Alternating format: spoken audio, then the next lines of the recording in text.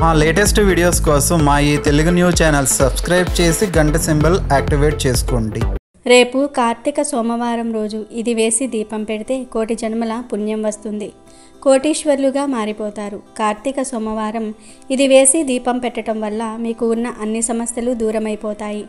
మీ ఆదాయం పెరుగుతుంది. మీకు ఉన్న కష్టాలు అన్నీ కూడా తొలగిపోతాయి. మీకు శివ అనుగ్రహం కలుగుతుంది. ఇది వేసి దీపం పెడితే మీకు పట్టిన దరిద్రమంతా కూడా పోతుంది. మీ జీవితం మారిపోతుంది. సాధారణంగా కార్తీక సోమవారం ఇంటిలో లేదా గుడిలో దీపం వెలిగిస్తూ ఉంటాము. అలా దీపం వెలిగించాక ఆ ప్రమిదలో ఇప్పుడు మనం చెప్పుకోబోయే కొన్ని వస్తువులు వేస్తే మీకు కోటి జన్మల పుణ్యం వస్తుంది. గ్రహ దోషాలు, శత్రుబాధల నుండి విముక్తి కలుగుతుంది. కార్తీక సోమవారం నాడు వెలిగించే దీపం వల్ల మీకు చాలా ప్రయోజనాలు కలుగుతాయి. మీ జీవితంలో ఉన్న దురదృష్టాన్ని తొలగించుకోవడానికి కార్తీక సోమవారం రోజు దీపం వెలిగిస్తే మీకు ఉన్న దురదృష్టం అదృష్టంగా మారుతుంది. మనం ప్రతిరోజు ఇంటిలో పెట్టే దీపాలు ఒక ఎత్తు అయితే కార్తీక సోమవారాల నాడు పెట్టే దీపాలు ఒక ఎత్తు. దీపం ప్రాణానికి ప్రతీక. జీవాత్మకే కాదు పరమాత్మకు ప్రతిరూపము. అందుకే దేవుడికి పూజ చేసేటప్పుడు ముందుగా దీపం వెలిగిస్తారు.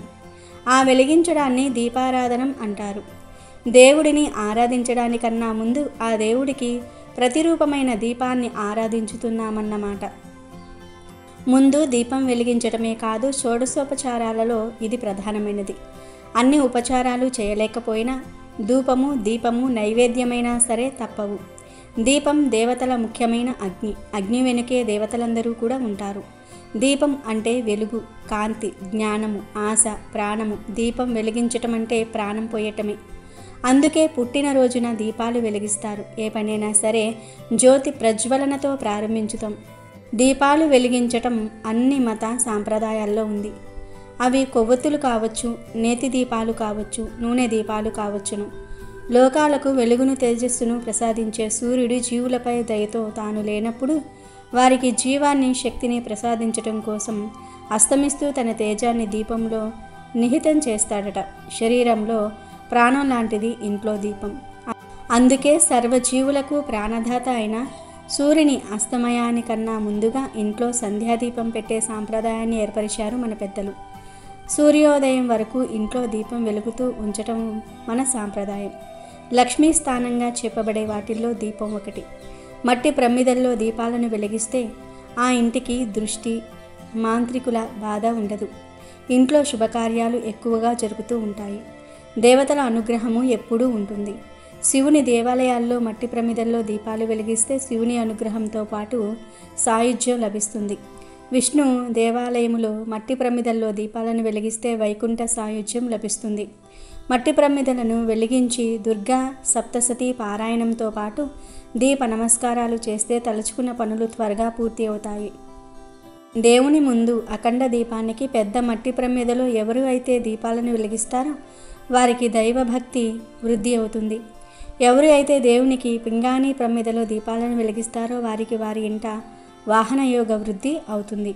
పింగాణి మట్టి ప్రమిదలను దేవుని ముందు ఇంటి బయట వెలిగిస్తారో వారికి సమస్తమైన పాపాలు నివారణ అయి భగవంతుని అనుగ్రహం కలుగుతుంది. పింగాణి ప్రమిదల దీపాలను వెలిగించడం ద్వారా ఇంట్లో అన్ని కార్యాలు నెరవేరుతాయి. అందుకే మన పండితులు కూడా మట్టి ప్రమిదలలో దీపం వెలిగించి పూజించమని చెప్తూ ఉంటారు. కార్తీక మాసంలో లేదా కార్తీక సోమవారాల్లో దీపారాధన చేసేవారు ఎప్పుడు పడితే అప్పుడు దీపాలను వెలిగించకూడదు. కేవలం సూర్యోదయం సమయంలో దీపారాధన చేయాలి. ఆ తర్వాత సూర్యాస్తమయం తర్వాత అంటే సంధ్య వేళల్లో చీకటి పడ్డాక వెలిగిస్తే శుభ ఫలితాలు వస్తాయని పండితులు చెప్తూ ఉన్నారు. అయితే మధ్యాహ్నం 12 గంటల నుండి సాయంత్రం 5 గంటల మధ్య పొరపాటున కూడా దీపారాధన చేయకూడదట. ఎందుకంటే ఈ సమయంలో ప్రతికూల శక్తుల ప్రభావం ఎక్కువగా ఉంటుందట. అందుకే సాయంత్రం 6 తర్వాత దీపారాధన చేయాలని పండితులు చెప్తూ ఉంటారు. డబ్బులు ఎవరికైనా అవసరం. డబ్బు లేకుండా ఉండలేరు. ప్రతి అవసరానికి డబ్బు ఉండాల్సిందే. అయితే కొందరికి ఎంత కష్టపడి సంపాదించినా ఇంట్లో రూపాయి కూడా మిగలదు. డబ్బు లేని జీవితాన్ని ఊహించుకోవటం చాలా కష్టం. ప్రతి వ్యక్తి జీవితంలో డబ్బు ఒక ముఖ్యమైన భాగంగా మారింది. డబ్బు సంపాదన కోసం పగలనక రాత్రనక శ్రమించి దాన్ని పొదుపు చేసుకునేందుకు ఎన్నో కలలు కంటూ ఉంటాము. అయితే కొన్నిసార్లు డబ్బు సంపాదించిన తర్వాత అది నిలబడదు. దీంతో అనేక ఇబ్బందులు ఎదుర్కోవాల్సి వస్తుంది. ఎన్ని రకాలుగా ప్రయత్నించినా డబ్బుకు సంబంధించిన సమస్యలు తొలగిపోవు. డబ్బులు వచ్చిన వెంటనే ఎక్కడ ఖర్చు చేస్తామో తెలియకుండా అయిపోతూ ఉంటాయి. ఈ భూప్రపంచంలోని ప్రతి వ్యక్తి సంతోషకరమైన జీవితాన్ని గడపాలని కోరుకుంటూ ఉంటాడు. కుటుంబానికి అన్ని సౌకర్యాలు ఇవ్వాలని, ఎలాంటి కష్టాలు ఉండకూడదని కోరుకుంటూ ఉంటారు. మనిషి సుఖ సంతోషాలతో ఉండాలంటే లక్ష్మీదేవి ఆశీర్వాదం ఉండాలి. అయితే ఒక వ్యక్తి నిత్యం అదృష్టమును పొందలేడు. దాంతో డబ్బు కోల్పోయే అవకాశం కూడా ఉంటుంది. జ్యోతిష్య శాస్త్రం ప్రకారం డబ్బు కోల్పోవడం అనేది కొన్నిసార్లు వాస్తు దోషాల వల్ల కూడా జరుగుతుంది. ఇంట్లో నెగిటివ్ ఎనర్జీ ఉండటం వల్ల వచ్చే నష్టాలు, ప్రమాదాలు అంతా ఇంతా కావు. ఇంట్లో దరిద్రం తాండవించటం, మానసిక అశాంతి, గొడవలు, అదృష్టం కలిసి రాకపోవటము ఇలాంటివన్నీ కూడా చూసే ఉంటారు. ఈ పరిస్థితులు తరచుగా అనేక విధాలుగా జీవితాన్ని ప్రభావితం చేస్తాయి. అయితే రేపు కార్తీక సోమవారం మీరు ఇంటిలో శివుడి పటం ముందు కానీ, శివాలయంలో ఎక్కడైనా సరే దీపారాధన చేస్తున్నప్పుడు లేదా చేసినప్పుడు ఆ దీపారాధన చేసిన ప్రమిదలలో వీటిని వేయాలి. అవి ఏమిటి అంటే పంచదార, మిరియాలు. మీరు రేపు కార్తీక సోమవారం ఇంటిలో దీపారాధన చేశాక అందులో 1 స్పూన్ పంచదారను వేయాలి. 1 స్పూన్ అంటే 1 స్పూన్ కాదు, 2 పొలుకుల పంచదారను దీపంలో వేయండి. పంచదారను దీపం పెట్టిన ప్రమిదలో వేయటం వల్ల మీ జీవితంలో ఉన్న చెడంతా కూడా పోతుంది. ఇంకా వృధా ఖర్చులు తగ్గుతాయని పరిహార శాస్త్రంలో చెప్పబడింది. అలాగే మిరియాలను దీపం పెట్టిన ప్రమిదలో వేయటం వల్ల నెగిటివ్ ఎనర్జీ ప్రభావం తగ్గుతుంది. దిష్టి దోషాలు తొలగిపోతాయి. ఎవరైతే మా జీవితంలో సుఖం కరువయ్యింది, ఏ పని తలపెట్టినా ఆటంకాలు కలుగుతూ ఉన్నాయి, ఎంత సంపాదించినా రూపాయి మిగలటం లేదని బాధపడుతూ ఉన్నారో వారు రేపు కార్తీక సోమవారం పంచదారను, మిరియాలను దీపం పెట్టిన ప్రమిదలో వేయండి. ఇలా వీటిని వేశాక సంకల్పం చెప్పుకోండి. ఇవి మీ జీవితాన్ని ఎంత అద్భుతంగా మారుస్తాయి అంటే ఈ పరిహారం చేశాక మీరే ఆశ్చర్యపోతారు. ఇలా దీపంలో వీటిని వేశాక మీకు మీ మనస్సుకు చాలా ప్రశాంతంగా ఉన్నట్లుగా ఉంటుంది. మీ సమస్యలు చాలా వరకు పరిష్కారం అయిపోతున్నట్లుగా ఉంటుంది. ఇలా చేస్తే ధన సమస్యలు తీరిపోతాయి. మీ డబ్బు ఎక్కడున్నా సరే మీ వద్దకు దూసుకుంటూ వస్తుంది. మీరు ఇంటిలో కానీ గుడిలో కానీ దీపం వెలిగించాక అందులో తప్పకుండా వీటిని అంటే పంచదార పొలుకులను, మిరియాలను ఆ దీపంలో వేయండి. ఆ తర్వాత దీపానికి నమస్కారం చేసుకోవాలి. ఆ తర్వాత శివుడికి పండును నైవేద్యంగా పెట్టాలి. ఇలా చేస్తే మీకు 1,000,000 జన్మల పుణ్యం కలుగుతుంది. మీ జీవితం అద్భుతంగా మారిపోతుంది.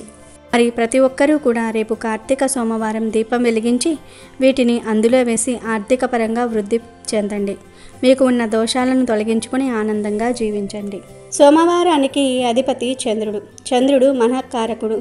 మనసును అదుపులో పెట్టుకోవాలనుకునేవారు అంటే అనవసరమైన కోరికల వైపు వెళ్ళనీయకుండా ఒక క్రమ పద్ధతిలో తమకు ఏది అవసరం ఏది కాదు తెలుసుకొని తమ కర్మలను తగ్గించుకోవాలనుకునేవారు ఈ సోమవారాలు ప్రాతకాలాన్ని స్నానం చేసి రోజంతా ఉపవాసం ఉండి రాత్రి చంద్రుణ్ణి చూశాక భోజనం చేయటం మంచిది. దీనినే నక్తము అంటారు. ఒక సర్వేలో కూడా తెలిసిన విషయం ఏమిటి అంటే సోమవారం ఉదయం గుండెపోటుతో మరణించే వారి శాతం మిగతా రోజులలో కంటే ఎక్కువగా ఉంటుంది. దానికి కారణం చంద్రుడు మనస్సు చాలా చంచలమైనది. అది ఒకరి మాట వినదు. తనకు తోచినట్లు తాను చేసుకుంటూ వెళ్తుంది. దానిని అదుపులో పెట్టుకోవటం మానవునిగా పుట్టినందుకు మన కర్తవ్యం. ఆ కర్తవ్యాన్ని మరిచి పనులు అనుకూలంగా జరిగి మంచి ఫలితం వస్తే తాము గొప్పగా చేశామని, పనులు అనుకూలంగా లేకపోతే భగవంతుడు అనుకూలించలేదని తమ గొప్పలు చెప్పుకుంటూ ఉంటారు. ఇది ఎంతమాత్రమూ సరైనది కాదు. మనసును అదుపులో పెట్టుకోవటం అందరికీ అవసరమే. కాబట్టి అందరూ తప్పకుండా కార్తీక మాసంలో ఈ సోమవారాల వ్రతం చేయాలి. కార్తీక సోమవారం అంతా కూడా పరమేశ్వరుని సేవలో తరిస్తే విశేష ఫలితాలు వస్తాయి. కార్తీక సోమవారం ఆ పరమేశ్వరుడికి ఎంతో ఇష్టమైన రోజు. ఈ కార్తీక సోమవారం రోజున పరమశివుడికి అభిషేకాలు, పూజలు చేయటం వల్ల స్వామివారు ప్రీతి చెంది ఆయన అనుగ్రహం ఎల్లవేళలా మనపై ఉంటుంది. కార్తీక సోమవారం రోజు ముత్తైదువులు ఆలయానికి వెళ్ళి శివుడిని దర్శిస్తే మాంగళ్య బలం చేకూరుతుంది. కార్తీక మాసంలో శివుడు ఆలయాలను సందర్శించి బిల్వదళాలతో ఆయనను పూజించడం ఎంతో శుభమని పురాణాలు చెప్తూ ఉన్నాయి. ఇక ఎంతో పవిత్రమైన ఈ కార్తీక సోమవారం రోజు పొరపాటున కూడా ఇంట్లోని వారు బంగాళదుంప మరియు వంకాయ కూరలను వండకూడదు. కూరల రూపంలో అయినా సరే, ఫ్రై రూపంలో అయినా సరే, బజ్జీల రూపంలో, పచ్చళ్ళ రూపంలో ఇలా ఏ రూపంలోనూ కూడా బంగాళాదుంపను మరియు వంకాయను తినకూడదు. కాదని కార్తీక సోమవారం రోజు బంగాళాదుంపను కానీ వంకాయను కానీ తింటే అప్పుల పాలైపోతారు, లేనిపోని కష్టాలు వస్తాయి. చేతిలోని ధనమంతా కూడా ఖర్చయిపోతుంది, ఐశ్వర్యం హరించుకుపోతుంది. కనుక కార్తీక సోమవారం రోజు ఎవ్వరూ కూడా ఈ కూరలను వండవద్దు, తినవద్దు. వీటితో పాటుగా కార్తీక సోమవారం రోజు నాన్ వెజ్ కూడా తినకూడదు. అంటే మాంసము, చేపలు, రొయ్యలు, పీతలు, నత్తలు, గుడ్లు ఇలాంటివేమీ కూడా ఈరోజు టచ్ చేయకూడదు. కూరల రూపంలోనే కాదు, ఏ రూపంలోనూ కూడా వీటిని స్వీకరించకూడదు. దాదాపు అందరూ కార్తీక మాసంలో నాన్ వెజ్ తినరు, కానీ కొంతమంది పూజలు చేయని వారు తినేస్తూ ఉంటారు. అలాంటి వారు ఆదివారం రోజు మాంసం దుకాణాల దగ్గరకు వెళ్ళి మాంసమో చేపలో ఏదో ఒకటి కొని తెచ్చుకొని వండుకొని తింటూ ఉంటారు. ఆ కూర మిగిలితే ఫ్రిడ్జ్లో పెట్టుకొని మళ్ళీ సోమవారం రోజు తింటూ ఉంటారు. కానీ గుర్తుపెట్టుకోండి, అలా కూడా ఈరోజు నాన్ వెజ్ తినకూడదు. మీరు కార్తీక మాసం వ్రతం పాటించకపోయినా కార్తీక మాసంలోని మిగతా రోజుల్లో నాన్ వెజ్ తిన్నా పర్వాలేదు, కానీ కనీసం ఒక కార్తీక సోమవారాల్లో మాత్రం నాన్ వెజ్ తినకుండా ఉండండి. కాదని కార్తీక సోమవారం రోజున నాన్ వెజ్ తిన్నారంటే మాత్రం భవిష్యత్తులో ఎన్ని ఘోరాలు జరుగుతాయో చెప్పలేము. పరమేశ్వరుడి ఆగ్రహానికి గురి అవుతారు. ఎక్కడా లేని కష్టాలన్నీ కూడా మీకు వస్తాయి. అంతేకాదు, ఎవరైతే కార్తీక సోమవారం రోజు నాన్ వెజ్ తింటారో వారు నరకానికి పోతారని కార్తీక పురాణం చెప్తుంది. కనుక దయచేసి కార్తీక సోమవారం రోజు నాన్ వెజ్ తినవద్దు. బంగాళదుంప, వంకాయ, నాన్ వెజ్ ఈ 3 కూరలను కార్తీక సోమవారం రోజు తినకూడదు. కాదని తింటే చేతిలోని ధనమంతా కూడా పోతుంది, అప్పుల పాలైపోతారు, పరమేశ్వరుడి ఆగ్రహానికి గురి అవుతారు, నరకానికి పోతారు. కనుక ఎవరూ ఈరోజు ఈ కూరలను తినకుండా జాగ్రత్తగా ఉండండి. ఇక ఎంతో పవిత్రమైన ఈ కార్తీక సోమవారం రోజున మీరు ఈ చెట్టును తాగితే చాలు, మీ దశ మారిపోతుంది, నరక బాధలు పోతాయి, కైలాస ప్రాప్తి కలుగుతుంది, 1000 సంవత్సరాలు శివలోకంలో జీవిస్తారు, ధనలాభం కలుగుతుంది, కోట్ల వర్షం కురుస్తుంది అని శాస్త్రాలు చెప్తూ ఉన్నాయి. హిందువులు అన్ని జీవుల్లోనూ కూడా దేవుణ్ణి చూశారు. అందువల్లనే ఆవులు వంటివి పూజనీయ జంతువులయ్యాయి. అలాగే కొన్ని పర్వతాలు పుణ్యస్థలాలయ్యాయి, కొన్ని నదులు పుణ్య నదులయ్యాయి. వాటికి ఆ పవిత్రత ఏ విధంగా వచ్చిందో వివరించే కథలు కూడా ఉన్నాయి. అలాగే చెట్లల్లో కూడా దేవుణ్ణి చూశారు. కొన్ని చెట్లను దేవతా వృక్షాలన్నారు. నిజానికి చెట్లు భూమి మీద సౌరశక్తిని గ్రహించుకునే కేంద్రాల్లో ముఖ్యమైనవి. అవి మనకు కాయలు, పండ్లు, పువ్వులు, ఔషధాలు ఇవ్వటంతో పాటు వంట చెరుకు వంటివి ఇచ్చి మానవాళి మనుగడకు ఎంతగానో తోడ్పడుతూ ఉన్నాయి. అయితే చెట్లకు కూడా మనుషుల మాదిరి ఆనందము, బాధ వంటివి ఉంటాయని మనువు పేర్కొన్నారు. ఈ విషయం ఆధునిక విజ్ఞాన శాస్త్రరీత్యా కూడా నిరూపితమైంది. భారతీయ ఋషులు సైతం కొన్ని వృక్షాలను పవిత్రమైనవిగా పేర్కొన్నారు. ప్రత్యేకించి కార్తీక సోమవారం నాడు మారేడు చెట్టును తాకితే చాలు, శివ అనుగ్రహం కలుగుతుంది, కష్టాలన్నీ కూడా పోతాయి, మీ జీవితం అద్భుతంగా మారుతుంది. ఎందుకంటే కార్తీక సోమవారం నాడు మారేడు చెట్టుకు విపరీత శక్తులు వస్తాయి. మారేడు చెట్టులోని ధాతువులు యాక్టివేట్ అవుతూ ఉంటాయి. కనుక ఈరోజు మారేడు చెట్టును తాకితే ఒంట్లోని దోషాలు, రోగాలు, నెగిటివ్ ఎనర్జీ పోతాయి. మీకు తిరిగిలేని రాజ్యయోగం పడుతుంది. మీకు ఉండే ధన సమస్యలు, కష్టాలు పోతాయి. కనుక కార్తీక సోమవారం రోజు మీకు ఎక్కడ మారేడు చెట్టు కనిపించినా ఆ చెట్టుకు చెంబుతో కొన్ని నీళ్లు పోసి తర్వాత మారేడు చెట్టు చుట్టూ కూడా 3 ప్రదక్షిణాలు చేయండి. ఆ తర్వాత మారేడు చెట్టును 11 సార్లు తాకండి. అలా తాకేటప్పుడు మనసులో మీ కోరికను చెప్పుకోండి. అలా చెప్పుకోవటం వలన మీ కోరిక త్వరగా నెరవేరుతుంది. ఇలా మారేడు చెట్టును తాకిన తర్వాత ఆ చెట్టు కింద ఒక మట్టి ప్రమిదలో ఆవు నెయ్యి లేదా నువ్వుల నూనె పూసి 3 ఒత్తులు వేసి దీపం 1 పెట్టండి. తర్వాత కాసేపు మారేడు చెట్టు దగ్గర కూర్చోండి. మారేడు చెట్టు నుంచి వచ్చే గాలిని పీల్చండి. అలా పీల్చటం వలన మీకేమైనా రోగాలు, బాధలు ఉంటే పోతాయి.